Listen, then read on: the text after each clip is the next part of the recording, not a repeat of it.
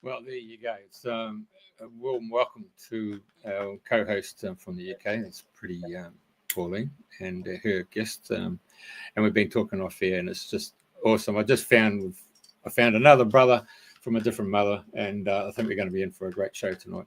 So, it's a great show in the morning for you guys in the UK. So, good morning to you both.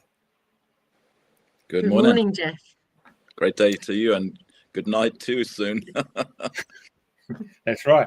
So, Pauline, you want to take it away, mate? Yes, I'd like to say hello and welcome to Hans Günther. Hans and I have known each other for quite a few years, but from a distance, really.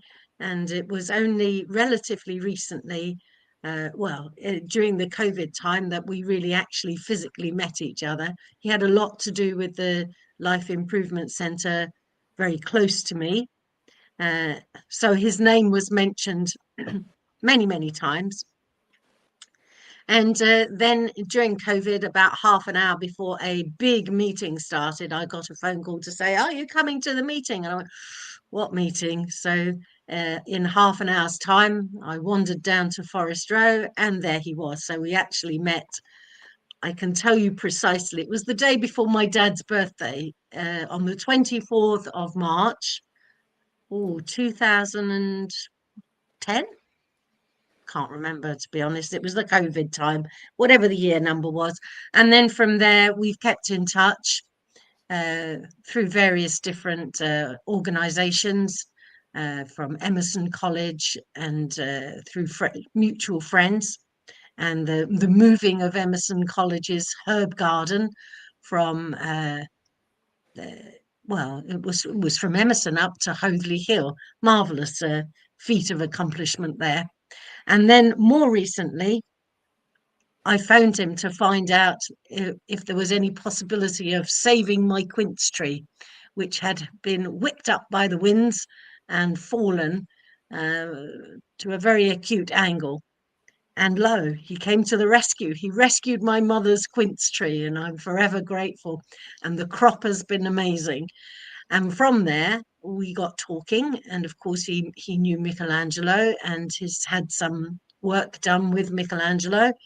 And I suggested to him, would you like to come and talk about your biodynamic world, the university that he's set up, the Wholistic Living University? And no, here he is. So I would like to say thank you very much for agreeing to being here. Thank you very much for everything that you've done for my mother's quince, and we wait to see how that will finally, if there'll be more crops next year. Part of the reason the quince fell down was because we've had such a huge bumper crop, and the weight of the fruits were so heavy it leaned the poor thing over. But here we are now with 3 props and some supports that he dug in and nurtured the soil. And I wanted to ask, would you tell us all about how you're nurturing the soil all around the world? Well, thank you so much, Priti Pauline, for introducing me. And it's a delight. It's exciting to be here, a new platform, and meet you, Jeffrey, brother in the creation of Manifesting Dreams. Beautiful work you're doing. So delighted to getting to know you. And Pauline, I know for a long time, as she said. And the 3 props around the tree are probably a little bit of an analogy for what I really always felt I was bringing to the world, even from early on in childhood, because I was brought up by 2 parents who were refugees from Hungary under the Soviet rulership at the time after the Second World War. And because they were German origin, my father, a mixed Hungarian, Mongolian kind of tribal guy who never lost his spirit, even he was shipped to Germany, always in good spirits.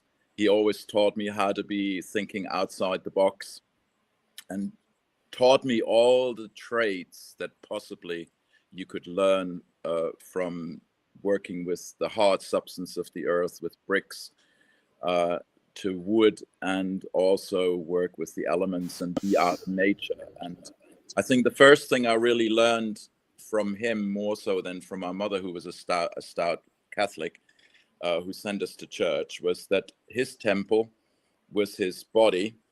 He was fully embodied, and the other temple that he worshipped was nature.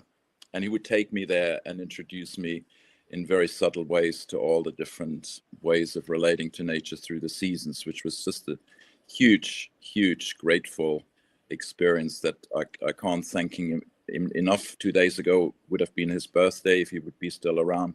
So in honor of my dad and my mother, who's a spring girl, I want to just thank them here also publicly, because I just realized how much our ancestors and our forefathers and our parents have actually nourished us. So I'm full with that, and I want to really encourage everybody to honor that also, because as part of the healing of the earth that I felt called upon later in my life, it's really important that we heal our relationships with our ancestors and also of Mother Earth and Father Cosmos. So that's just a short introduction there.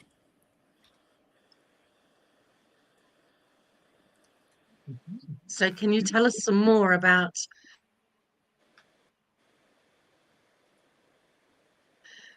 your relation to Earth and how you relate to her?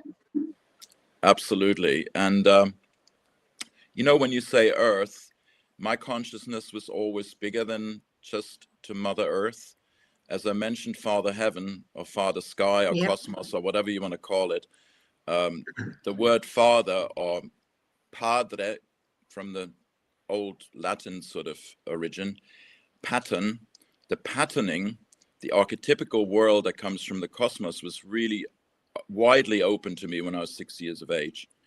Because when I was that young, I was actually closer to heaven, because even to this day, I find it really hard to incarnate in my body and be really incorporated fully 100%. And I bang myself everywhere and, you know, have a lot of breakages of bones and falling off ladders when I do gardening and pruning and stuff. It's really hard for me to be physically really here on Mother Earth and embracing her fully in my body. Also my sacred feminine in that sense. But Father Cosmos opened up when I was 6, because I saw the heaven and the stars at that time as living beings, as gigantic, humongous living beings, of which we only could see the dots of light that they emanated from their light body. And I tried to discuss this with my best friend. Lo and behold, he didn't understand the word. And I don't know even what I was talking about, because God knows where it came from.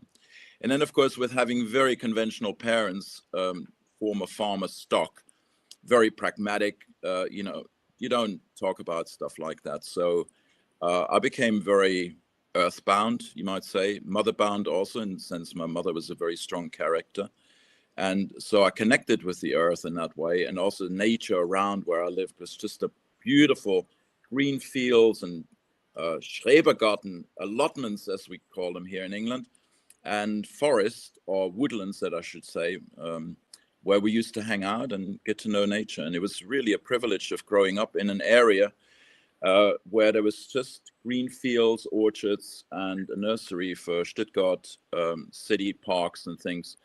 And I happened to move there into these green fields, into a first 4-story block of buildings that eventually became 15,000 people suburb for a lot of the refugees after the Second World War in the late 50s, 60s, where people then were able to start living sort of semi-green lives out in a very well-landscaped suburban environment, was specifically designed by a very famous French architect who tried to create green space and high buildings. And when I went back there 30 years later, you couldn't see the high-rise buildings for all the trees in the parks and the greenery that was created in this very integrated way of transforming a green field into a suburb.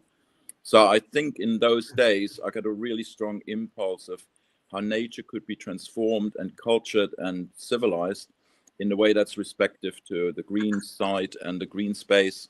So people have both living in close vicinity to each other to create strong economies, and then also respecting the environment and the ecology that's around it. So that was like a first experience. And maybe even further back was really my dad taking me to a city park every day, where I took out my dog on wheels. I didn't have a proper dog because dogs are dirty, and cats, you don't want to have them in the house in Germany, particularly with a very clean mum and hygienic mum. So I was taken out always with my dad out into nature where we could get dirty, you know, and really be in the mud and just literally like roll in the mud, you know. He was that kind of guy. So a big contrast that I experienced, a very intellectual and yet very heartfelt upbringing. And I think it really fused later. After my sports career, when I was 12, I became a swimmer and then a water polo player. 15, I was a swim coach, and then professional coach at 17, lifeguard at 17. So my first career was really into sports, and I thought I would become a teacher of physical ed and English. And that led me to come to England and get to know about Emerson College, where literally in a year, my being was turned inside out. And I think there the heavens opened up again. The repatterning, the reshaping, the rejuvenating of all the skills that my dad couldn't give me and my mom, they were able to, through the arts, artisanship, the gardens, the studies, the sacred movement experiences, and so much more, to inspire me to follow my inclination that I felt when I was 10 and 17, where I had a very great breakthrough, because when I was 10, was convinced I would have to go to America. And that was North America, because of my love of the Native Americans, or the First Nation tribes, as we call them now. And to find my squaw, if anybody knows what squaw means, is I saw the picture of my future woman that I would be with at 10 years of age, and mistook my aunt, actually, sadly, for that woman, not knowing I had to go to America. And I got really jealous when she got married. That's me. As a little kid, sulking when she got married. Anyway, joking aside, so 17, another great breakthrough, when I had a download. I had to go and work with the Mayan Indians. So Central America, well, some people say it's North America, some say it's Central America, Mexican, Guatemaltecan, Belize area, El Salvador, and so on.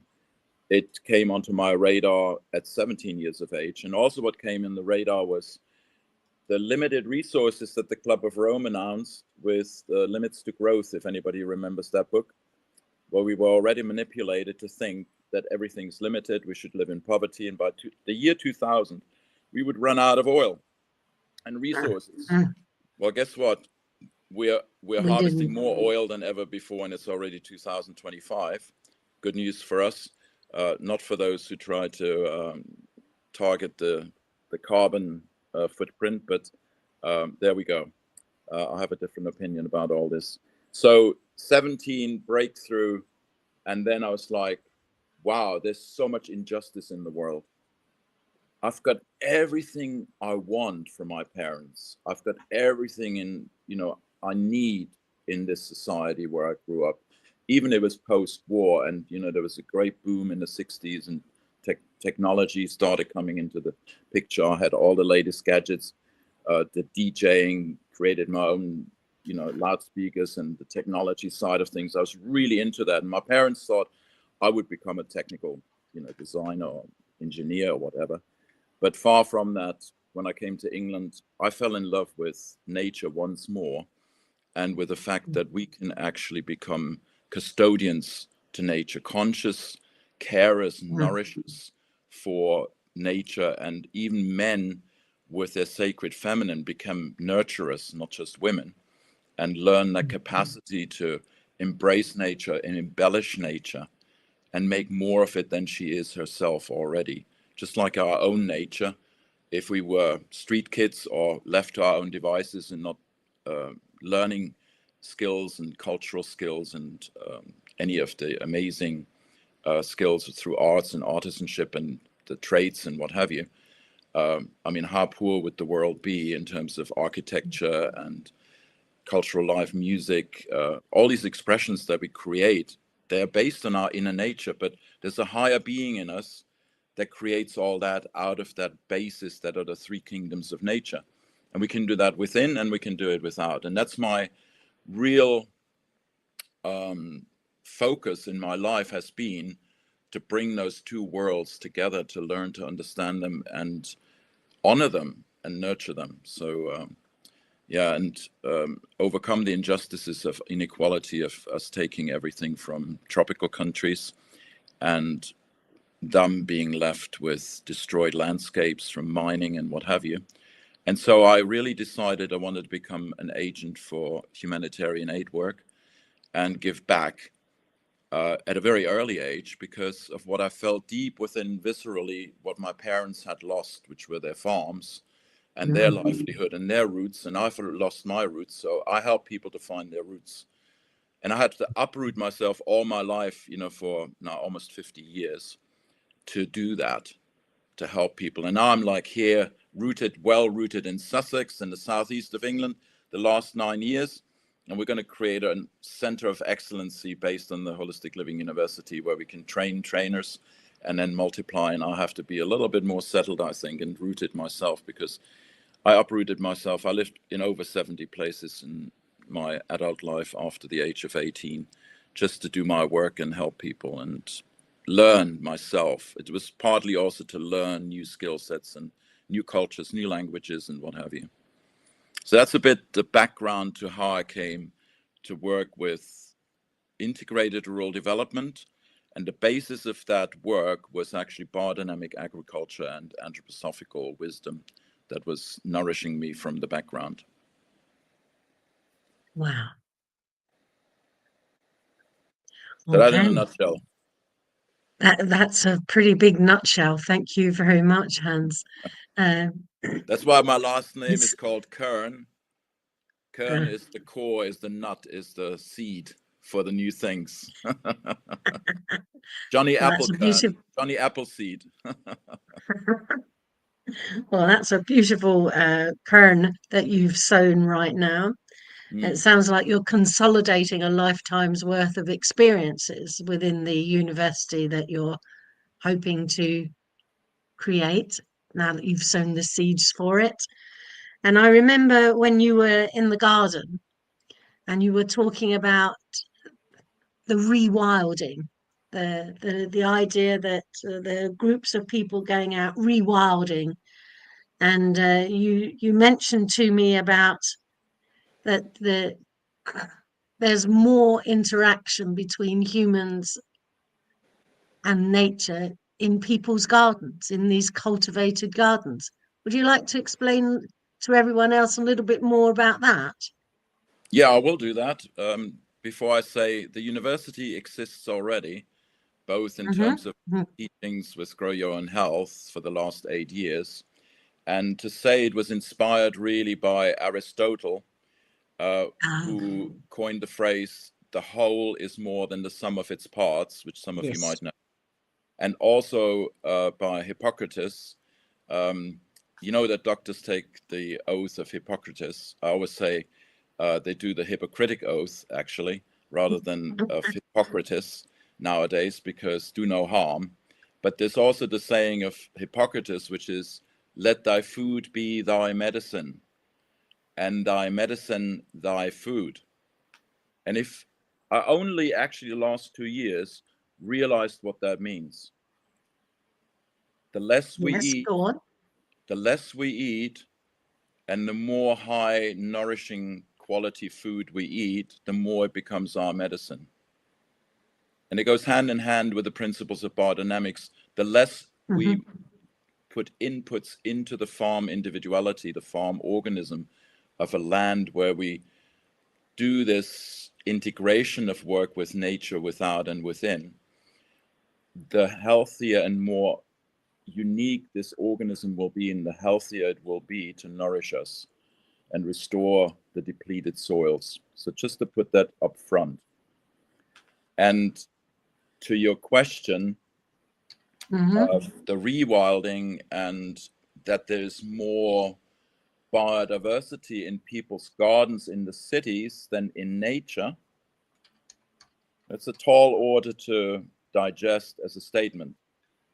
But there's scientific evidence by the British Wildlife Trust, who actually went round into different natural environments and into city gardens and did do a count of just all the different creatures that were there.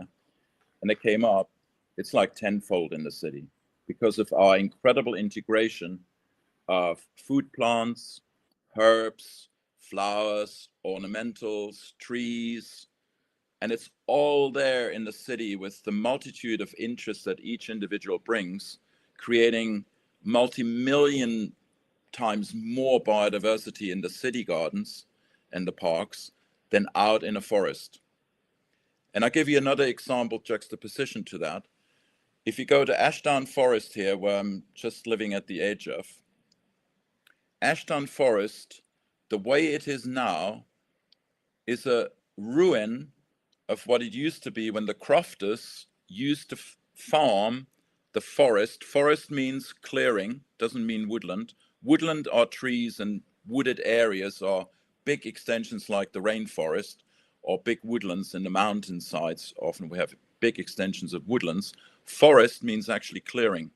So Ashdown Forest was cleared by the crofters. There were thousands of crofters living on 6,000 acres of Ashdown Forest, clearing the forest enough, having enough clearings with the forest and keeping the trees, saplings down, where the heather developed as a unique species of plants, different types of heather and other wild plants that attracted butterflies and insects from as far away as the Pyrenees in the south and as far away as to the Scottish Highlands from the north. And they all started uniting here in Ashdown Forest, thanks to the crofters, thanks to the farmers, the non-interventional farmers, the homesteaders, the ones that just lived with nature in harmony. Same happened in the Amazon forest. When I was 26, I met multidisciplinary scientists in the Edinburgh International Conservation Conference that I was sent to by my professor at the time when I studied at Emerson College. I was in my third year of studying biodynamics. He sends me up and give a lecture on biodynamics. And one guy comes up who studied the Amazon rainforest, and there's much more evidence now than there ever has been. He studied it in the 60s and 70s, so a long time ago. And he said we had multidisciplinary teams finding out that the seeds and the plants that you find in such biodiversity in such intense small areas around settlements of the tribal people, they were actually coming from thousands of kilometers away, and they integrated them and planted them just like we in the cities and places are planting them. And they're finding now that the Amazon with the terra preta, which is this black soil that's meters deep, that was created by dense population pressure and people living very close together, they developed these deep soils that sustain millions of people where now maybe hundreds of people cannot even survive. So the rainforest was like a living, abundant larder, both for food, for medicine, for building material, for everything that the people needed. And it was brought from a long distance away, just like in England or United Kingdom or whatever we're going to call it. I call it Albion, usually the White Island. We brought plants from all around the world and have them here in all the seeds and create, actually, I believe, I'm making a statement and I want to prove it one day. Britain has probably the highest biodiversity, both in people and also in wild plants and cultured plants, what have you. So if you talk about wild or natural fauna and flora, we have the highest diversity here, I think, because of what the empire did to the world of stealing everything. But now I'm here in England to give back. It's the time from here now to give back because we've got all the riches to share. What do we live for? I mean, happiness comes only from sharing. If we can share what we have, that's happiness. That's economy. That's abundance. That's riches. But having it is not rich. That's poverty. That's a poverty mentality. So That's why the university has been created, to really bring people together from all walks of life to then serve humanity as a whole. And we're on a good trajectory for expanding our work into the next years. So where's this Ashton? Did you say Ashton Farm or Ashdown Forest is in the southeast of England, and I forgot to mention it's a site of scientific international interest, SSII, which borders on Michael Hall Steiner School, where I used to work and develop a environmental program where we would work with the rangers and do experiments on the forest. And it's a beautiful haven of environment to live in. I mean, it's very magic, because it attracts, because it was such a well-prepared place by the farmers, and the biodiversity that was created by the farmers, it attracted also biodiversity of people, international communities of spiritual movements, headquarters of spiritual movements, and colleges and what have you. It's because the farmers prepared it. Just a little anecdote. Rudolf Steiner, when he started his work, there you go. That's a very famous tree. It's Friends Clump, Winnie the Pooh Bridge. That tree was, these trees were planted in commemoration of the Queen up in Gill's lap, where you have a huge view. You can see the North Downs, which is a limestone outcrop, and the South Downs down near Brighton and Eastbourne places.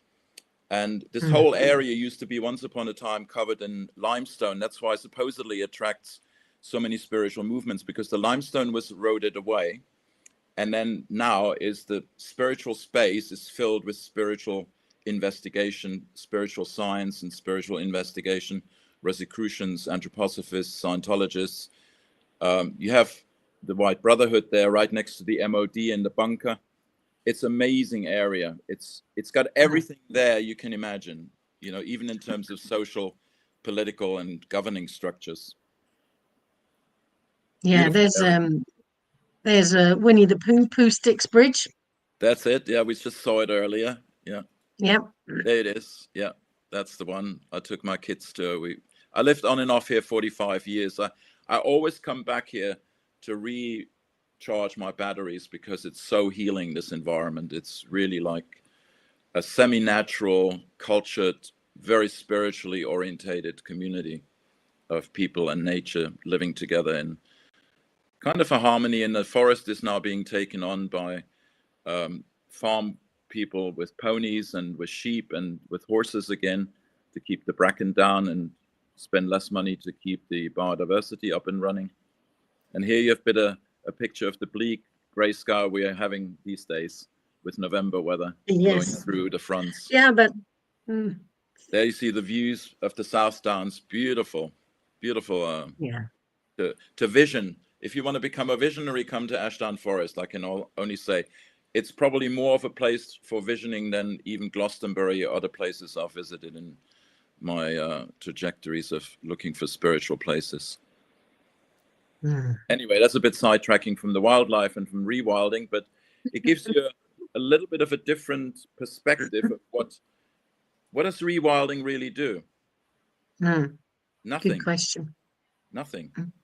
It leaves the land and nature to heal itself, but nature in itself, if we, through conventional farming, compact soil and eliminate all the soil life from the soil through conventional farming, through applying chemicals and artificial fertilizers, and then leave that land to itself, it's like going to a terminally ill person and going, you huddle up in a corner and your nature will heal yourself without any other help from medical, complementary, functional medicine input. So I would say the opposite is now the case. We don't need to rewild. We need to become healers of the land.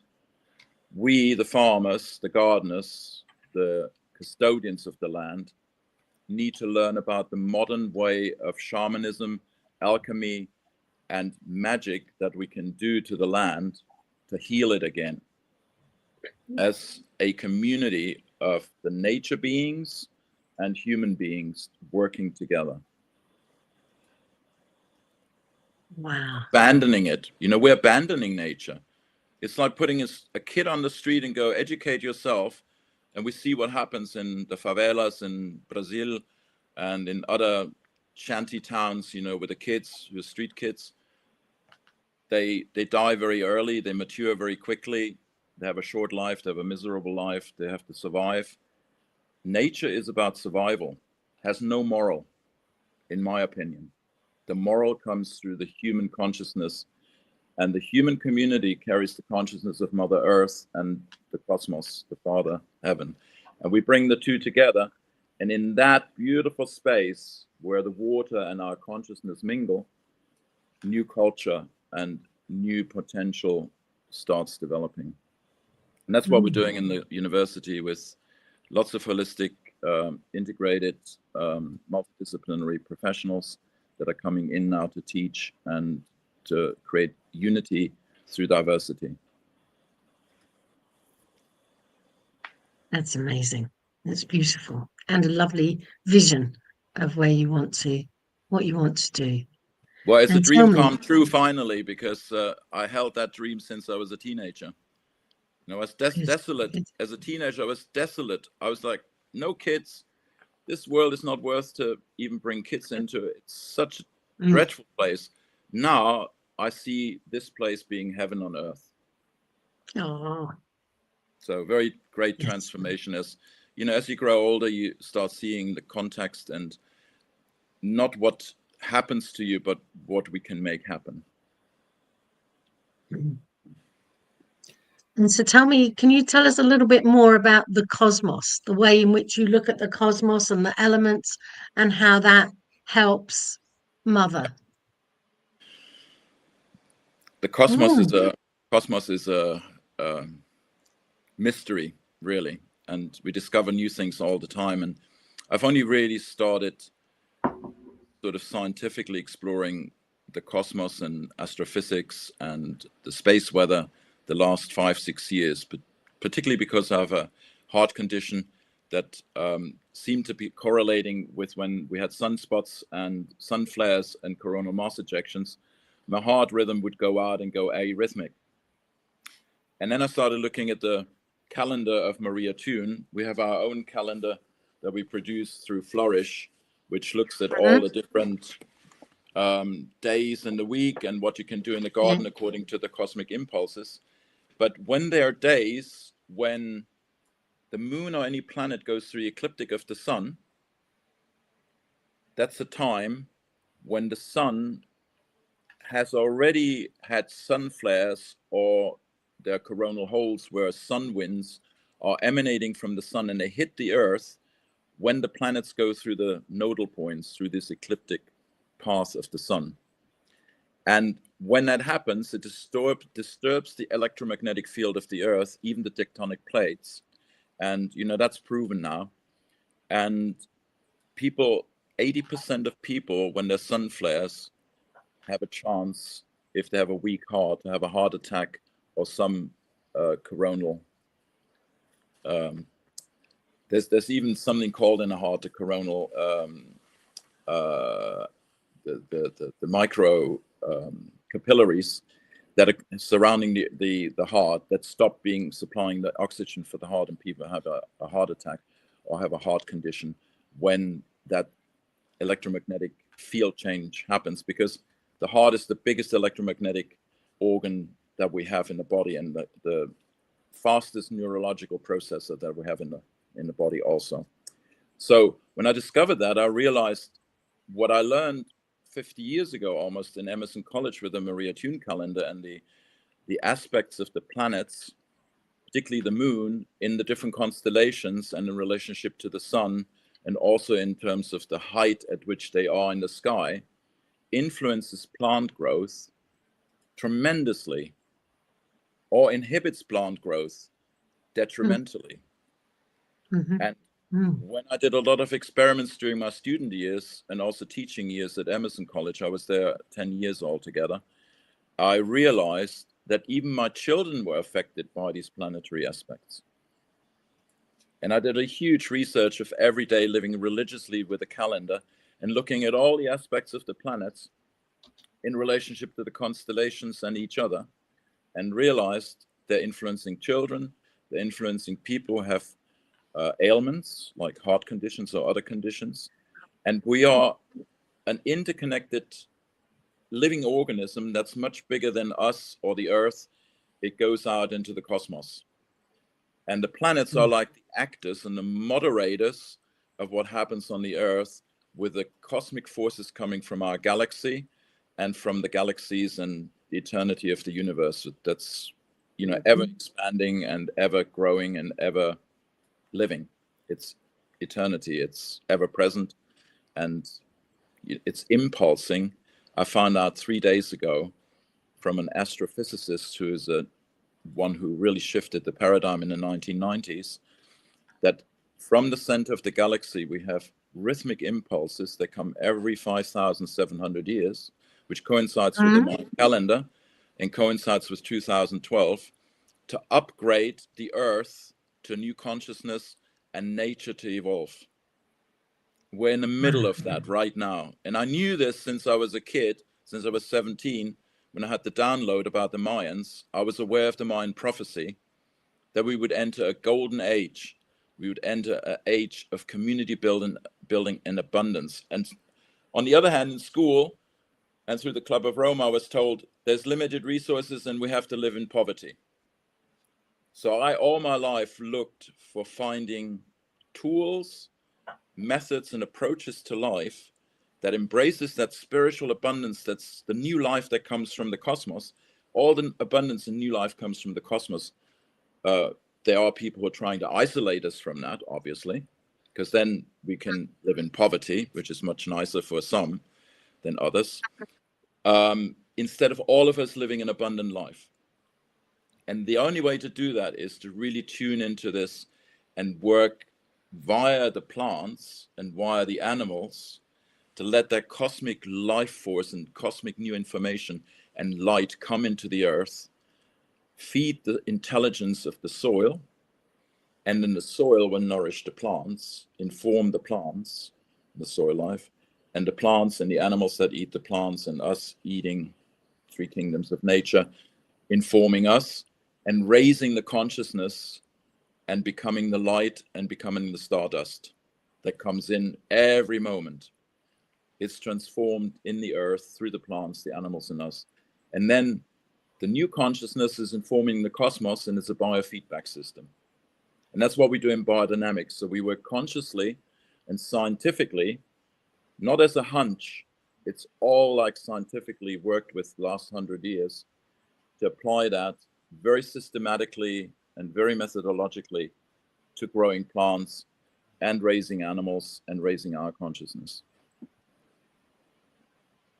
So it's not just all about produce being seasonally available then. There's a whole, there's a bigger world.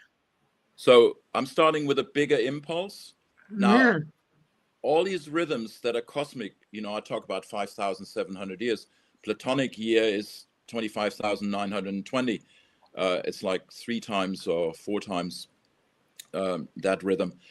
Then you have the smaller rhythms. You have the year rhythm. Then you have the 11-year rhythms of the sun and the 666-year cycles, which you can also, you know, point down the changes in consciousness and climate and everything else. And then you got the year rhythm, and then you got the month rhythm, and then you got the day rhythm. And then you got within the day rhythm, you got other rhythms that we all take into account in biodynamics to harvest, sow, and treat the soil at certain times with our alchemical preparations that we're producing also to heal the soil and direct the plant growth and the maturation and the nutrition quality of the plants. We specifically apply those in relationship to those rhythms and their dynamic relationship to each other. That's why it's called biodynamics.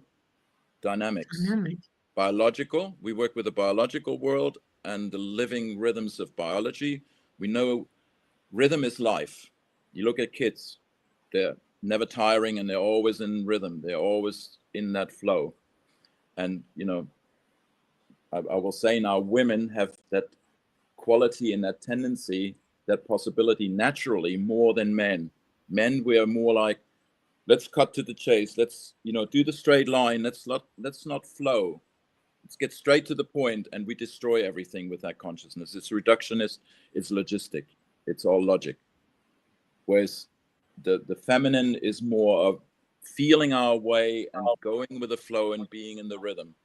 And then I really see this as an essential healing for the future, is men and women, the feminine and the masculine, particularly the sacred part in ourselves, needs to mingle in that dynamic relationship, to come into complementary relationship with ourselves, each other as men and women, and also with nature, to get into a higher level of dynamic relationship that creates abundance.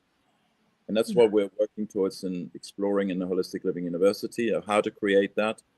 And out of the moment, it's intuitive, and it's also deeply based in scientific research and memories of tools and methods that can be used, but always adapted to the moment, because every moment is unique. And that makes life just so enriching, so beautiful, so exciting, so full of surprises, Yeah, I'm just trying to imagining all these different multitudes of rhythms that are coming together. And tell me, in the daily aspect, your calendar, does this bring all of those rhythms together? They are predictable. They are. Yeah. You can. So we're working with. I'll give you a practical example. Say, for example, it's spring right now. I mean, well, I can give you an example right now. We can still sow carrots, for example. Broad beans and garlic. It's a bit late, but because of the climate change, there's a lot of possibilities that we can do that. So today is the 27th, and the moon, if you look at the moon every day, it's going to be higher and higher in the sky, so it's ascending. So that's what we use in biodynamics for sowing instead of the phases of the moon, because there was a lot of research done that shows that is beneficial. And let me just see. So sometimes this week, there is one day, I can't see it right now, I haven't got my glasses, where you can sow garlic and sow broad beans, because the moon is either in the constellation of a Earth constellation or a warmth constellation. So each constellation, like in astrology, have different elements that they are actually raying into the Earth.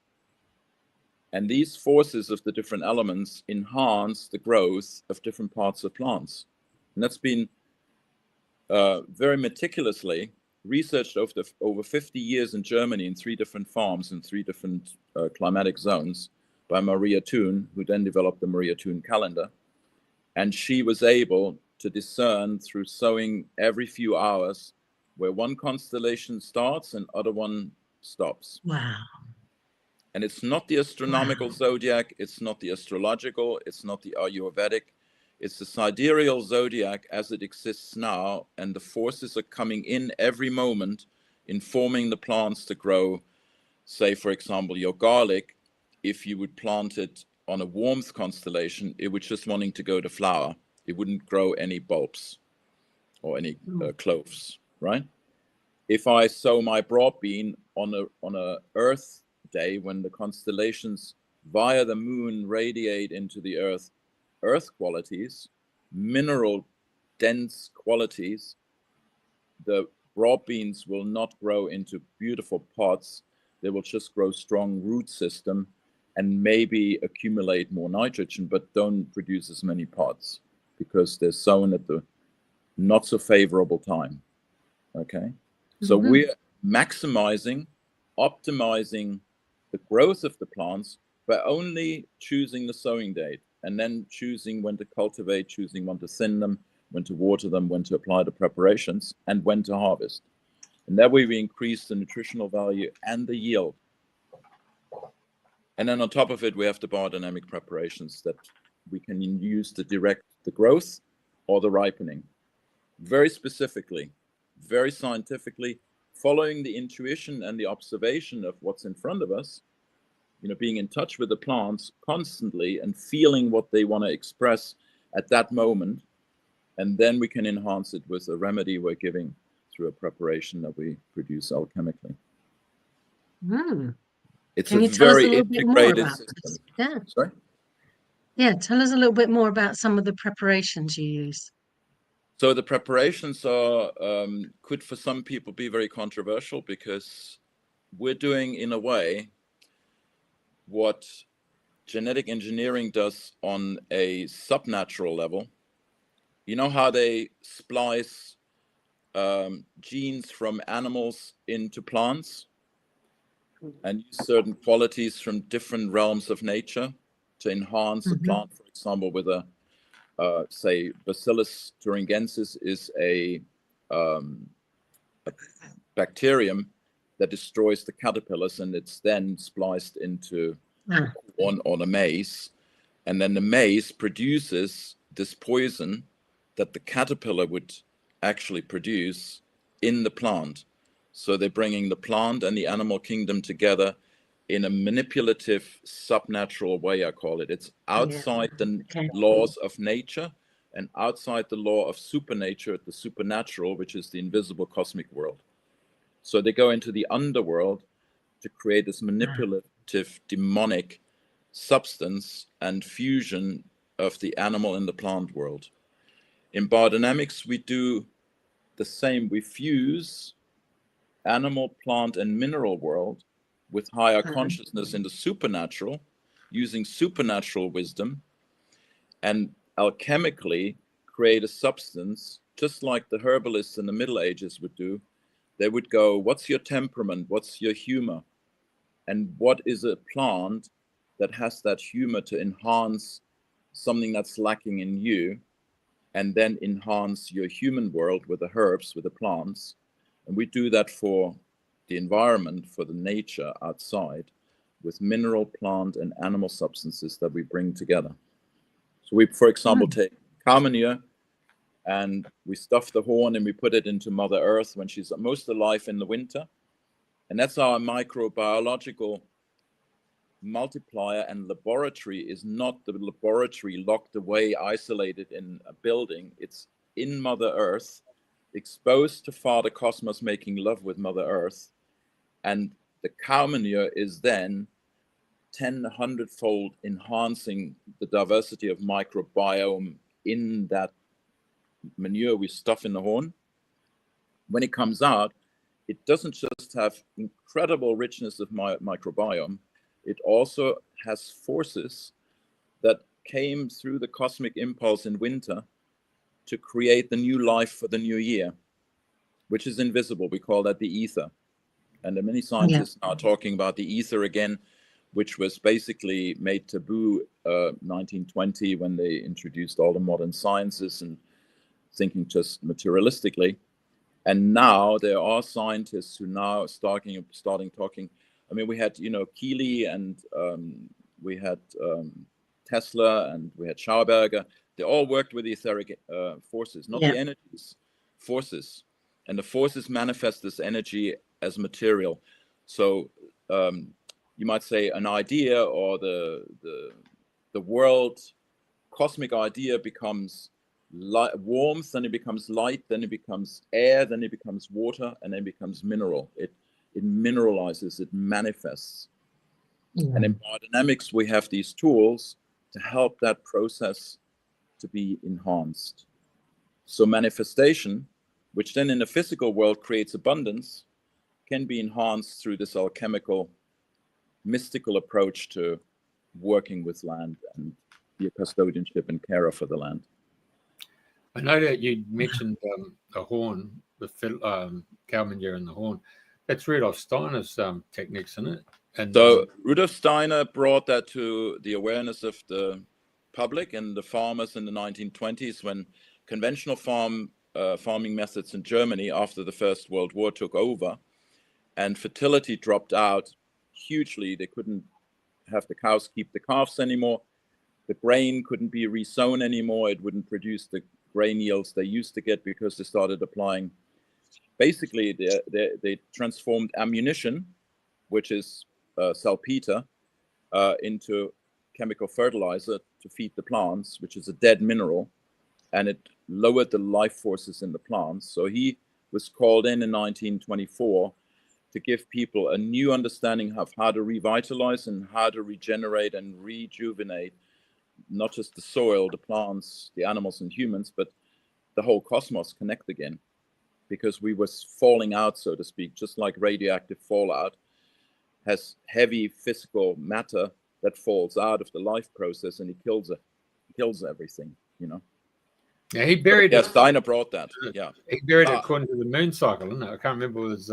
Yeah, and then, you know, if you want to use the descending moon to put your horn manure preparation, or you have the winter half year when the sun is really low, is when the time is when the soil is more alive. But just to say, Steiner did not necessarily invent all this. He studied all the natural traditional methods and all the natural sciences at the time. And then he came to conclusions how to do things, which farmers had already done in Austria for, you know, centuries, if not millennia. For example, Schauberger and Steiner talk about the clay preparation, which if farmers plow a field, they put clay in a barrel and, you know, vortex the water for an hour and tone into it. They sing the octave into it, up and down, and put the carbon dioxide into the water, infuse it with soul forces to protect Mother Earth. When they take the protective grass away, then the cosmic forces can destroy the soil life. They replace it with a human-made protective shield, which is this clay preparation. And Steiner talks about this clay preparation in his lectures. So he gathered a lot of different information. He knew about silica. Silica is probably the most researched element now through the nano technology investigations in the big the fertilizer the fertilizer factories, where silica is in the chip, and it's all produced artificially, of course. Now it's the memory of a computer, it's the memory in your watch, but silica is also the communicator of the cosmic ideas and information of light and warmth to the plants to live more resilient against climate change, like, you know, cold, heat, wet, dry. The plants become more resilient. Well, there's a chemist that said nitrogen, phosphorus, and potassium were the only fertilizers that counted that we need to replace. That was Justus von Liebig in the 1800s. And when he was 42, he said, no, it's silica, which is the most important mineral. They're creating now nanosilica with subnatural forces and manipulation and nanification to fertilize the plants to achieve the same as what Steiner suggested to do with quartz crystals, grind them up, and then put them in a cow horn in the summer when the ripening forces are most intense in the earth in the summer, and then applying it to the plants to create higher nutritional values in the plants, and they can be kept longer without refrigeration because they're really mature, they have enough fiber, they have enough solidity and maturation. And he found a way, pragmatically, to make silica a fertilizer so it becomes bioavailable. Justus von Liebig said it is an essential fertilizer, and we know now anybody who's got cancer or chronic illness lacks silica, because silica is the element that's most depleted in our soils. It's not bioavailable anymore. It's the hardest substance to get back into the flow of life, and biodynamics can do that. Now, isn't strawberries contain silica? Is that one of its properties? Strawberry has a lot of iron, vitamins. I would say it's not very high in silica. The plants highest in silica are the grasses with the stalks. Or if you look at trees, in the lignin and cellulose. Then silica is usually in the fiber and in the epidermis, in the skin, when they're really hard, where strawberries are very soft. Right. But strawberries could be helped to avoid botrytis by spraying silica, which then strengthens the epidermis, the skin of the strawberry, so the spores can't get in anymore. So we've got our fungicides and our pesticides are natural alchemically produced substances like silica to prevent and strengthen the plant. I came across a place here on the Gold Coast called the Mudbrick Herb Farm, and they talked about comfrey as one of the most awesome bloody fertilizers that you could ever get. Yeah. So, We use it a lot in liquid manures. Yeah. To enhance the growth, the vegetative growth, to get more yield. And it's really amazing plant for those who are gardeners if you apply it to tomatoes and the bean plants, because the chemical constituents are very similar to the nightshades and to the bean plants, who are both plants that alter our consciousness if we eat too much of it, or are detrimental to our health, because acidification is very strong through them, obviously, and it destroys to a great extent our microbiome or gut biome. So they put comfrey in the bottom of the chook run, and so in the bottom of the chook run where they had the chickens, and so when they threw the scraps and they would roll down into the comfrey, and then the chickens would come and eat the comfrey, and so they didn't have to give them antibiotics, because all of a sudden the comfrey was making them stronger and bigger and absolutely very healthy bloody chickens. There's comfrey and nettles, which are a real boon for the gardener and farmer, which is much undervalued. Quite. So sorry, Priti, I'll just sort of taking over. You keep going. So good comment. So you come into a patch of dirt, and I'm saying dirt, and it's got no life force in it whatsoever. I mean, I've been watching the Chinese and the desert, and they've been coming in and buying casuarina seeds from Australia. I mean, I'm talking millions and millions of casuarina trees. Yeah. And they're going there and they're creating the green wall using the casuarinas.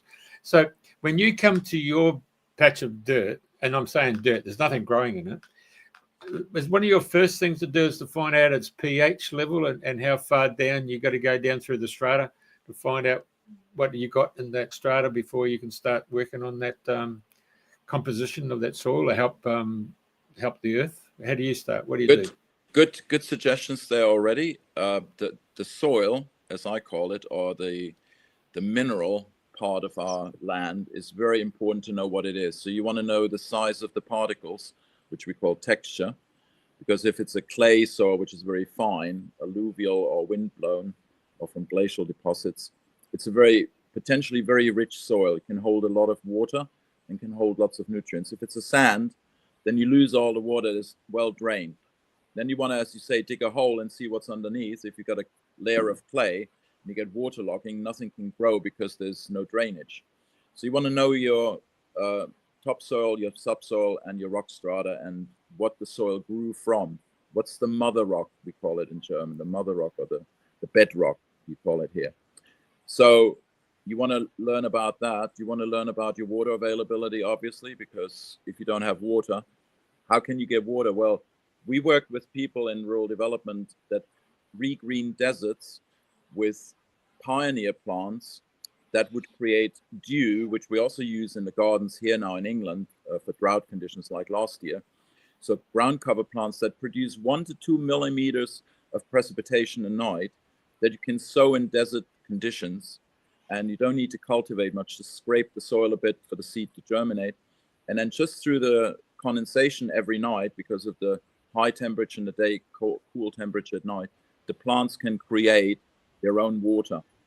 And then you start planting into that, more demanding plants. Unless you have oasis or a well available from somewhere to water your casuarina, the legumes like the casuarina and the acacia family are amazing for regenerating soils and for enriching soils. But to create a sowing bed or a growing environment for those, you have to condition the soil first with pioneer plants in a desert situation. And if you were to spray horn manure preparation, you would increase the precipitation every night of the humidity that you would get in your desert condition. And I worked a lot in Spain and arid climates where the horn manure preparation was the key to making plants really survive better. So when you say the manure, are we talking cow manure, horse manure, chicken manure? Cow manure. Cow manure, if possible. There is a possibility of using horse manure, which has not been researched enough. And I'm sure in the future there will be many more preparations as people start researching other possibilities. We've only been given literally an indication, like say Madame Curie gave indications about how the atom, has its expressions of radioactivity if we split it, certain atoms. We're just given the rudimentary indications, and we're only just 100 years old in biodynamics. We have to research a lot more. And Podolinsky in Australia has done amazing work. There's some amazing people in Australia who even sprayed a 500, the horn manure preparation, from aeroplanes in 10,000s of acres, because they got such big extensions. And, the sheep and the grass is just flourishing because of the horn manure preparation in Australia. So, I mean, the largest manure factory would be the human sewage farms. Is there anything? Yeah, now that's a whole nother subject, Jeffrey. Steiner talks about the human manure. And of course, after the war, they fertilized a lot of fields in Berlin and other places in Germany and also here in England. And they're doing it again now with sludge and slurry from human manure, and after processing it somewhat. You're short-circuiting nature. So basically, nature brings in the life forces, the soul qualities, and the spirit from the cosmos and concentrates it in a plant. And then your animals, they eat from the land and concentrate that even more. And then their manures, fertilizers, feeds the soil to feed the plants. That's a very long cycle. Think of slash and burn. For 40 years, you have trees growing that connect with the cosmic environment. And then you have that fertility build up over 40 years. You slash it down, you burn it, and you grow 3 years of crops. Those crops grow really healthy and well. If you start using human manure or urine exclusively, you as human being take these life forces and these soul and spirit forces out of your food, and what comes out the other side is dead mineral. It's like a fertilizer. It's dead. It's soulless. It's spiritless. So what we have to do if we want to use human manure is we need to mix it with wood chips and make a long-term 3-year compost. And then you have a very, very good fertilizer feeder for the soil to feed the plants. All right. Is that because if you've got vegetarians or vegans, you could use their manure? But generally speaking, if people are on drugs or chemical-based pills, substances that are getting mixed into the sewage farmers, you just that's a whole nother threat that is now happening. Is estrogen and xenoestrogens and other substances can get into the food chain, which would be very detrimental both for the soil and for humans to eat from there. But on a higher level, if you think that we as humans, we literally we mineralize the food that we eat, we destroy it 100%, take all the goodness out of it, and what's coming out is a dead mineral fertilizer. And I know that has to be then rejuvenated over 2-3 years with a substance like tree mulch or leaves or whatever, or chips, because the tree has the strongest connection with the cosmos and the life forces, and the remineralization of that manure that we depleted. We take all the minerals out for our thinking.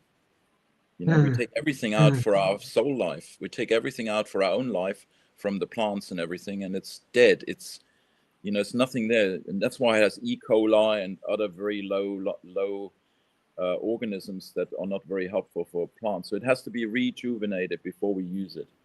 And if we don't do that, we short circuit that cycle, and we deplete humanity of their spiritual development.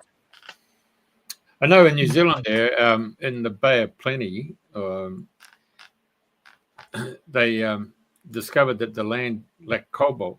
And so during the Depression, they went and put cobalt into the ground, and then they were able to go and plant Pinus radiata trees, which took 25 years to grow. So they got a harvest, but it was coming back to find out what was the mineral that was missing, and it was cobalt.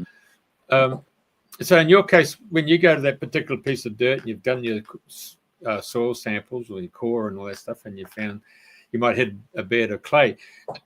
If you get bentonite or kaolin clay, does that have much of a major impact? Because I mean, bentonite's used for dam construction, it's used for bloody animal feed, and it's used for bloody drilling rigs. So if you find you have a soil poor in clay, which is these fine particles, then what we do in biodynamics is we make compost if we have any organic material that we can either get from the land or we have to maybe import. In that situation, you might have to import it. Put it through the compost process. So the bentonite's locked into the humus complex, because humus and clay together are 10 times more effective than just bentonite and humus on their own. And the soil, once you put it separately in the soil, does not reconstitute it like a compost. So in biodynamics, we are really strong on composting, and we got the compost preparations that enhance that process of creating a stable clay humus mineral that maybe with a bit of lime creates also a base saturated humus that then is the best basis for growing your plants, whatever you want to grow in your soil, whatever soil it is. Hey, moving across to Findhorn, for example, which was all sand.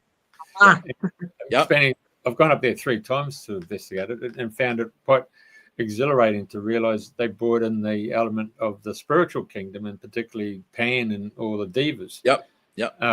And sand, and then also to grow these humongous big vegetables because they were working with the spiritual kingdoms. Absolutely. So you've actually tinkered on it, but by saying God, our grandfather, the sky, and grandmother, and all that stuff. But you're using that, aren't you? You're working with that. Let's say it this way: most biodynamic farmers, and myself included, I have not had practical experience in perceiving elemental beings and Pan and the devas, for example. We know of it. I know of it. I've seen results of their working through my biodynamic work, and lifetime of work out in nature and in the garden. And I know that Findhorn was only able to create those cabbages in the beginning because, first of all, they had to convince the world that there's another way of working with nature than against it. And Peter Caddy was a devout Rosicrucian, so a devout spiritual adept. And he was also a student of biodynamic farming and gardening and organic farming and gardening. And then Eileen was the one who, when meditating at night and connect with the devas, so the angelic world that directs the elemental beings of a certain microclimate, a certain micro area, which was there, forest, that area with the sandy dunes that were there and the pine forests. And the elemental beings are the ones who are actually transporting the minerals and the water and the air to the plants to make them grow better. So the devas informed Eileen informed Peter, and Peter was told, well, put a bit more of this compost or this manure or this there and that and the other. And together with the spiritual world and the physical, practical methodology that Peter knew, they brought it together. And that's what we're basically doing in biodynamics too, but maybe a bit more scientific based, because we do spiritual investigation in the spiritual world also with knowledge of the higher worlds. But they were like forerunners of exemplary results. And there are many people in most countries now have people like that, have those capacities, because we've evolved over these 100 years, much more clairvoyant, so to speak, much more open to this kind of working. Yeah, well, they're very fortunate. They got Dorothy McLean, and then they got Neil Abercrombie. It was Neil Abercrombie who had the actual physical eyes to see all the little nature spirits. That's right. Yeah, his experience in the botanical garden with Pan and all that. Yeah, absolutely. Yeah. But they were really connected, and I think that's really needed now for us to. There's a lot of conferences I hear about. I'm personally not that interested in that area yet. I need to be growing up a little bit more to get into the land of the fairies. I've seen fairies, but I'm sort of more of a practitioner, like you need to get it's a bit of physical world. You need to get, what's the name? Titania and Oberon. Yeah. Yeah, that's right. Yeah. And they're there. I trust them. They're there. They're helping. but I just haven't had a conversation yet. Just changing the subject now and going across to Russia or the Siberia. Yeah. There was a series of books there. I think there was 10 in all, and it was it was called The Ringing Cedars. Yep. With the Margaret. Yep. And she actually spoke to him about what you were talking about with the cosmic energies and how to get the seeds and actually place those seeds in your mouth to actually build up the actual your actual phlegm, if you want to call it such, your DNA that was actually crusted around the seed. That's it. Yep. And then you would then take the seeds and place them into the above the sky above you to cool down the cosmic energy. And you had the seeds in your mouth for about 9 minutes, I should say. That's pretty important. And then when you sowed them, so those seeds, when they matured and produced the fruit, that fruit was actually geared up for your own personal well-being. That's correct. Yeah, absolutely. That's if you need to go through a healing process and you want the best food for you as an individual, you're priming through your RNA, through your genetic information in your probe in your gut, in your mouth biome, which is the most complex biome we have, is in the mouth.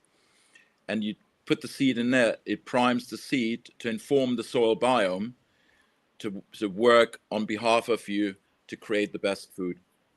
Now, I always say to people, if we want to heal, that's great. If we want to have community, there's been a lot of research that if we eat as a community the food from the same soil, that's then sprayed either with just, biodynamic preparations or just organic compost or what have you, it creates a common ground for what we eat together. It informs our gut biome as a community.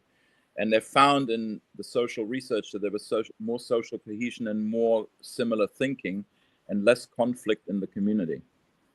Oh, is that right? So I would say, depending what we want to achieve, we use maybe this method you just described for personal healing. But if we do that too long, we isolate ourselves from the others. If everybody would just grow food for themselves with their own saliva, they would isolate themselves in their thinking and feeling level from other people. So if we have a garden together, and I always joke to people, if you want a communal information, have a big bowl in the hall and everybody spits in it and we put the seed in there. Gosh. Man. Make it very appetizing. But I mean, it would work. It would work. It's just, you think it would work but beyond that, I think there's more to it than just relating food to yourself, to myself. There's something about me as my higher self also connecting with the cosmos, and that's what we bring in with the biodynamic preparations. So I think the biodynamic preparations replace old methodologies of the shamanic approach in the past with modern shamanism and modern alchemy. Right. And so where do you get your organic seeds then? I mean, because that's organic seeds and biodynamic seeds. We have seed growers here in UK. We have about 6 seed growers who produce maybe 5% of the organic seed needed in Britain. Then we've got big seed companies that were conventional seed companies. They sell a lot of seed, and also these seed growers that come from Germany, Austria, Holland, Switzerland. They're mostly biodynamically grown seeds that are imported here and sold as organic here. And so most of the seed imported is from those countries, and it's become really difficult with Brexit to do that. So here in England, only about 10% of seed, organic seed, is grown here. We're short of organic seed for growing organic food in commercial settings. We have maybe only 40% of the seed that we would need to grow with open pollinated seeds in UK. The rest are growing with F1 hybrids, say Riverfoot, for example, which is a big organic seed food grower and distribution organization, multi-billion business. They use exclusively F1 hybrid seeds. Now, if we use F1 hybrid seeds, I've done experiments, and many people have done experiments. They're not open to the cosmic environmental influences nor human influences that grow the plants. So they're isolated. They're just looking at the soil, where the minerals because they've been bred and selected in conventional settings. They're not sensitized to give us the food that we need in organic, feeding people in an organic consciousness that would raise our spirit and our soul to a higher consciousness. So we're in a big fix of needing more seed growers. I understand. And so I'll just unmute Priti there. I've just hogged all the question there. Priti, do you want to take over? You got any questions? I wanted to come back to the idea that you mentioned beforehand about the climate change. What kind of climate changes are we experiencing? Are they natural forces, or are they something that we as humans have contributed to? Well, if you look at the weather, and I do a lot of weather forecasting every week for our participants on the online course here in Britain, and also for people if they're in the States. If you look at temperature differences between natural environment like here in Ashdown Forest and London, there's usually a 5-degree difference in temperature. Okay, yeah, that's quite understandable. Yeah. If you live on the west side or southwest, if that's your predominant wind direction of a city has a heat bell.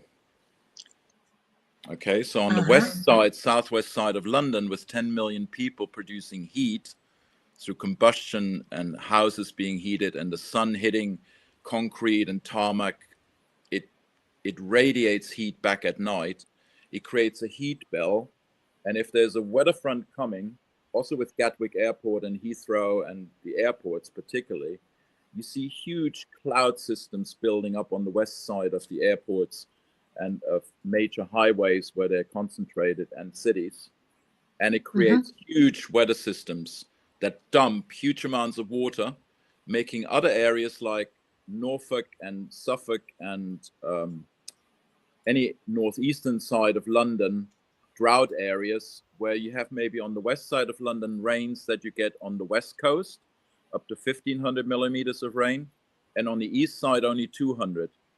I had the same experience in my hometown. Where I lived on the southwest side, we had like 900 to 1,000 millimeters of rain. On the northeast side, in the wind shadow of the town, they only had 200 to 300 millimeters, just like with London here. So that's a major climate change on a very local scale. And nobody talks about that local scale climate change, which is when you put the weather stations into London, we got global heating.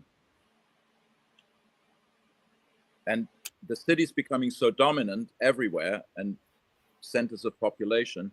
That creates global warming, but in very local isolated areas. And in the rest of the country, it creates weather chaos, extreme weather. Now, we have biodynamic preparations that work specifically with those extremes that I mentioned earlier, which is heating, cooling, that's more extreme, and wetting and drying more extreme, like we've seen over the last 30, 40 years. Now, that's human-made. Okay, in a nutshell. Now, we have a greater cycle, which is the cosmic cycle. I talked earlier about these impulses coming from the galaxy, of the center of the galaxy, and the Mayan calendar, and the 666-year sun cycle and the 11-year sun cycle. 666 cycle, Right?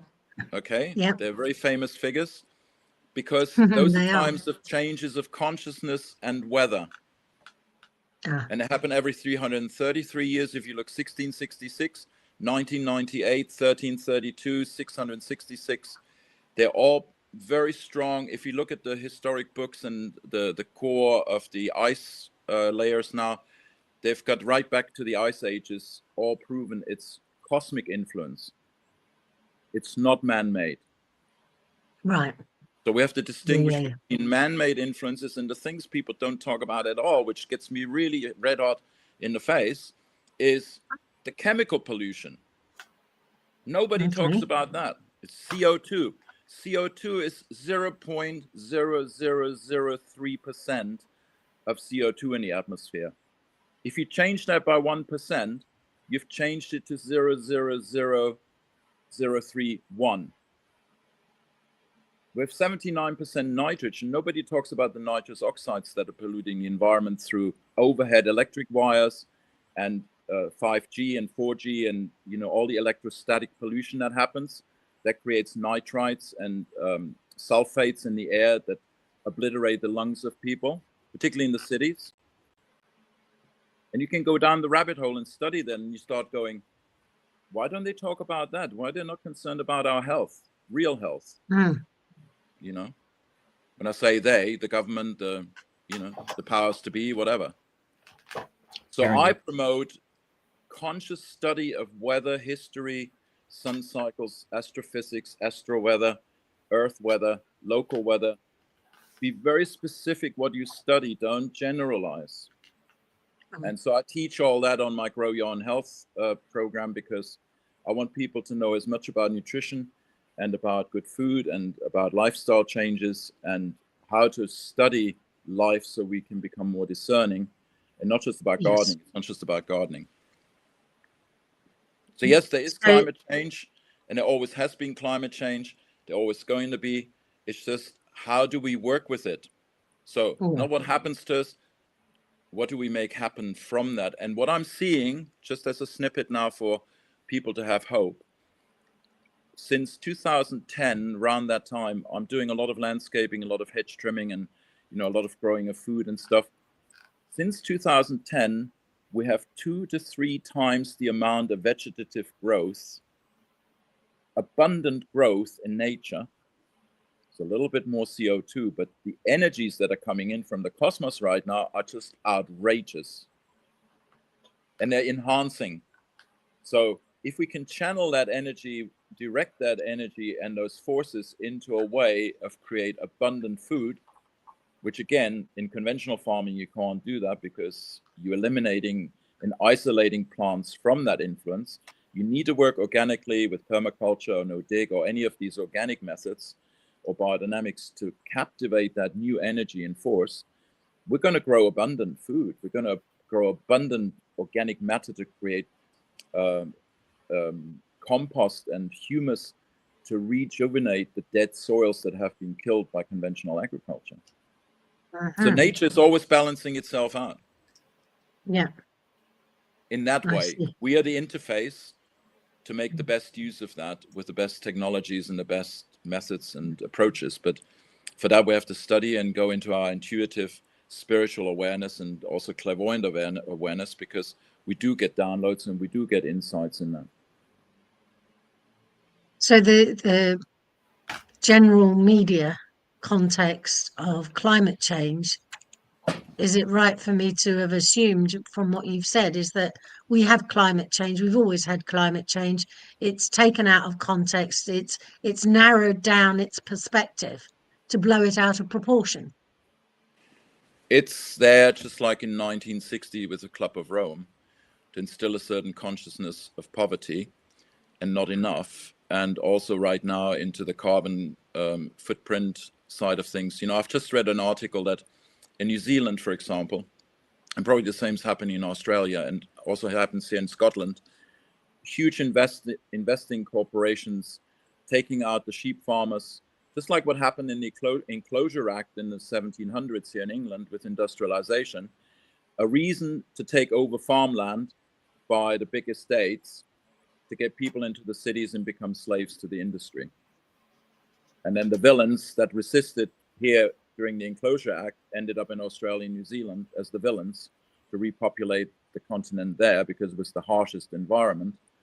And the people who were starved to death in Ireland, that was actually all planned also, by the way. There were 2 major wet weather periods that there were meteorologists and people knowing these rhythms, that they're cosmic rhythms of 7 years I haven't mentioned before. We have, you know, the 7 fat and the 7 meager years in the Bible. Yeah. That's all part and parcel of the powers to be in the 1800s, having flooded the Irish and the English market with cheap grain from the United States at the time, whatever it was called at the time, the colonies, to lower the price of grain, to force the farmers to grow potatoes. And they knew there was wet weather coming and potatoes would not thrive in wet weather. and the potato blight took everything out. So they starved people to death in Ireland twice to repopulate Northern America. And you can go deep into that kind of study, you know. So what I'm trying to say is at this moment, they're doing the same thing with a carbon footprint sort of agenda of getting people into the smart cities. So there's more control and there's less freedom for the individual to really live a harmonious life with nature. And nature itself is abandoned with rewilding. I don't condone that, and I do everything I can through the work in the university and through studies and research and also clear thinking that we can counteract that and get people back to the land. Wow. Huge task. So, you know, it's a really, for me, it's really exciting to do that work, because it's actually, we're going against the stream on some level, but we know the future will require that of us, because there will be so many refugees that I see, and I have seen all my life. And I always worked in places with refugees in my humanitarian aid work over the last 45 years. There's going to be a huge amount of political and food refugees that are going to come back to the land. And we need to create the places now with very dignified architecture, living architecture, healthy food, nutritious food, governance that is a sociocratic governance, and also education that's nature orientated. Nature and cosmos orientated. I should include the father. Understand. Hey, in Australia, we had a guy called Peter Andrews, and he was pillared, but the guy was an amazing guy. He could actually regreen valleys. And amazing. You know the guy, Peter Andrews? Haven't heard of him, no. Right. They're too far away. Yes, okay, my apologies then. So what he did to his property, the bank then forced him off his property, but then one of the major retailers got him to come onto his property, and he actually greened it up, and then he then got to another billionaire and they greened up his valley. So his concept was, first of all, water, and then you got to get where humanity gone along and created drains, which is just straight down the line, he'd stop that from happening, and he would then go and make sure that the creeks and the streams would meander around, and he would actually throw in logs, he'd throw in rocks, and consequently the water would sort of back up and create these little ponds. And then what would actually happen, little insects or something, or little things would start happening in those water backwaters, and then the insects would come, and then the birds would come, and then the birds would be dropping the seeds and all this stuff. And then as a consequence, you know, all of a sudden we got all these natural native trees growing. And once the trees created the canopy, I mean, trees like just trying to think of the fast growing tree, wattle. So a wattle would go for about 7 years and die off, but it would grow so quick it would create a canopy, and then the other plants would come underneath and be protected by it. And then, of course, boom, boom. And so he actually greened it. So when the helicopter from, I think it was the ABC television, went around, and they saw everything else was just in drought, and then they went through the valley and it was just green as anything. And so they had to go and reteach all these so-called experts who've got these man-made degrees to come in and say, well, this is how you do it. Yeah. Beautiful example that you elucidate there, because it's about soil. Water conservation is the paramount, you know, amount of work we have to do in this integrated natural way, like you're describing there. It's beautiful. What a lovely progression that you described there in terms of the different nature kingdoms supporting each other and the trophic chain. I want to move to the next one, which is the mycelium network with fungi. Yeah. So do you go in, and when you're creating your compost and all that stuff, are you actually, is the fungi just naturally coming together, or are you throwing in the spores to enable it to come together? So amazing, that question, because the other day someone asked me, well, how is it that I'm building compost and I'm having worms in there, you know, wigglers and all sorts of worms in the compost? Where do they come from? I had I lived in Sierra de Gredos, in the center of Spain for a year, and there was a new building site, and it was an old vineyard which was conventional, so they probably would have killed everything off for decades before, or even maybe 100 years, I don't know. And there was no life in the soil. It was very sandy and dead and dry and what have you. And I started building a kitchen compost with cardboard and everything I had at hand, a bit of water to water it. I did not inoculate that pile, not even with the biodynamic preparations. In 8 months, there were more wigglers in that pile than actual material. Where did they come from? I don't know. You're telling the story. I'm really interested. And you talk about the mycelium. Where does the mycelium come from? A friend of mine, and when I first started studying biodynamics, I really had a strong sense that, the creation is not finished. So when were these beings that we're talking, the mycelium, which are the root system of the mushrooms, really, or the worms, or how were they created? When were they created, and how did they get created? Out of blue thin air? Maybe. And I'm sometimes thinking the creation is going on. So if we work with these elemental beings, if we work with the devas, the angelic world and the higher worlds, are they still creating with us and manifesting out of thin air? Or, like you're describing, maybe in a more material way, that once you have a certain environment, the insects and the birds are attracted. The birds are the worst digesters of anything. So a lot of microbes and a lot of worm eggs are eaten, and they come to the food pile, my compost pile, and have a materialistic explanation, right? And then the food chain starts happening, and then it goes to the garden beds, and the garden waste goes back to the compost, and then you have like this biofeedback loop, and what they call the trophic or the food chain, right? But there must be something more happening, because in 1987, around the St. Michael line, which is a major ley line going through Britain, and the Mary line, they found butterflies, 3 or 4 species of butterflies that they had thought were extinct. Either the eggs survived or they manifested again. When you listen to Zach Bush and other people studying the major the 6th extinction right now, or the major 5 extinctions before, after every extinction period, there was more biodiversity than before. How is that possible? Where does that come from?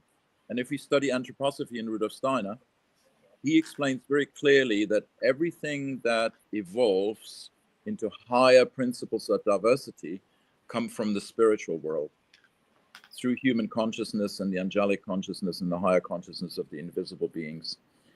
And it's manifesting, as it were, out of the cosmos into Earth's presence. And that's why we have in Darwin's explanation and the tree of life, these jumps of evolution. Nobody can explain how one species evolved out of another, really, because there were jumps in consciousness of evolution and instantaneous almost manifestation, like you have, spontaneous remission and healing and what have you. So that's my long, short answer to your question. Yeah. We don't have to bring it in, it's there. Yeah. It sounds very much like trying to fathom the unfathomable. And maybe we should just be in awe of it and just bow our heads and go, oh, it's amazing. It's brilliant. It's awesome. Is a vessel of recognition of what is not yet, to receive it into the Holy Grail, because it's that invisible trust and openness of the unfathomable and the providence that's there, to really trust that and not get locked down into all these things and problems that are in front of us, not in the nitty-gritty. Open up to the major, greater consciousness that's happening, particularly at this time now, which is I feel so privileged and honored to be alive to contribute some what I can, put my grain of salt into there. Yes. I got one big question. That's right. My last big question for you. Yeah. Is the vibration and the pH level of natural water streams. Yeah. And the content that it's got, that's mineral that's in it. I mean, you go to Glastonbury, you got the red well and the white well. So there's a great example of that. And people go to Lourdes and people go to different places of the world to get water. So when it comes to your farm or your land that you're going to get, do you actually go and test the water to see if it's salinity, it's acid, or it's alkaline? Or what do you do, and how do you go and remineralize it? So 2 examples. One is here in Sussex, where we're very acid, and we have very iron-rich water, and it's obvious. I don't even have to test it, you know. And the soils are very acid. You see that through the plant cover. So instead of me doing soil tests, I look at I studied plant sociology, so I know the plant's preference to grow in different pH. So all my annual weeds and all my perennial weeds or wild herbs, flora, I know where they grow. They're soil indicators. We have whole lists of indicating heavy soil, light soil, medium heavy soils, acid soil, medium acid, alkaline soils, well-drained, waterlogged soils. You've got different plant communities. So that's my soil analysis. It's usually asking people to go to a land and go, which are your weeds? And they will tell us what the soil is. Oh, is that right? I need a chemical test. Long answer. Phenomenal. Then here, the water, you mentioned water, is rich in iron. It's very acid, very much curtailing growth. You know, laterite soils, you might have them also in Australia in the desert areas or jungle areas. Red soils rich in iron and aluminium. Yep. The hardest soil to grow food plants. I had huge problems in Mexico to bring enough humus and enough what to do with slash and burn. Burning the trees creates the ash to alkalize the soil and bind iron and aluminium so it doesn't inhibit the plant growth. So, you know, if you know a little bit basic chemistry, you don't need to do soil tests. You just go, oh, people used to do this for centuries here and it worked for them. And they figured it out just by trial and error. And you might be reiterating then just go, oh yeah, that makes sense. There's a lot of iron in the soil. We've got orange soils here, so they don't grow much. They don't grow easily food crops. They're good for forestry. Okay, so to improve that soil, I have to do a lot of humus management, a lot of green manuring, a lot of applying lime or wood ash and burning, you know, the material that's woody material in my fireplace, hopefully create some heat for my house, and then I have wood ash. And then the charcoal will help to create even more body in the soil, besides the humus to hold the moisture and nutrients and the, you know, all the goodness of the mycelium living in there and the microbiome. And then you have the other extreme. You go to Spain, where I live. I was on limestone, and the pH of the water was 9.5, which is caustic soda. So knowing that, I would add into the water and into my fields gypsum, sulfur. I had to do a chemical fertilizer to balance the pH. Instead of here liming, I had to use something that acidifies the soil, and that was gypsum, sulfur rich, which is acidifying, and digging a lot of green material into the ground with green manures, which as it breaks down, in that breakdown, it creates a lot of acidity, as acid as lemon juice. So if you know your chemical processes and biochemical processes of composting and of your chemistry in terms of acidity and alkalinity, you manage that. And, you know, biodynamics is teaching the science and biochemistry and all that as much as the finer, sort of more spiritual aspects of farming and gardening. Very brilliant. So we've got your school up here. That's biodynamics. This one here. So people watching anywhere around the world, they can come onto this website of yours and yhlu.org, and you do online courses there. That's correct. At this moment, exclusively online courses. We're revamping the practical workshops to get more on people's land. If they want to, you know, have us come to their land and teach them on their land, then we'd give the practical workshops there. And online, we basically have 3 options. Is the the full year course, which is more for intermediate advanced learners or wanting to really get into biodynamics in terms of health and regenerating the environment and themselves. That's a 76 session course that could be either just bought recorded and access to an interactive WhatsApp group, or live questions and answers that we're also doing together on a weekly basis for 38 weeks. And then we have 12 masterclasses for beginners. That is just happening. And we're also offering now until St. Nicholas. I don't know if that's something anybody knows here on the channel. 6th of December, Secret Santa. We're going to give people with a special offer 50% off on all the courses if they sign up before then. And we also do a WhatsApp forum on its own where people can come in with different interest groups, where we're also now working on the inner side of the meditative side of work and relationship to nature. When you think of all the traditional festivals, people go back to traditions that are, 5,000 years old, 10,000 years old, what have you, 2,000 years old with Christianity, or a bit less with Islam.